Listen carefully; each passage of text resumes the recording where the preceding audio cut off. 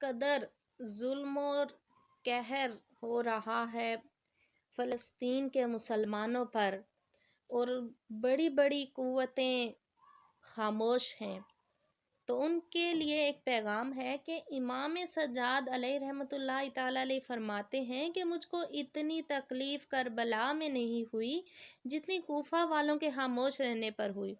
اور ناظرین، کوفہ ایک شہر کا نام نہیں ہے بلکہ ایک خاموش رہنے والی امت کا نام ہے، اور جہاں بھی ظلم ہو اور امت خاموش رہے وہ جگہ کوفہ اور لوگ کوفی کہلاتے ہیں۔ اب آپ اپنا محاسبہ کیجئے کہ فلسطین میں کس قدر ظلم و جبر ہو رہا ہے، اور ہم لوگ کچھ نہیں کر رہے، کچھ بھی نہیں کر رہے، ہم نہیں کر رہے، جو بڑی قوتیں ہیں، بڑی بڑی طاقتیں ہیں،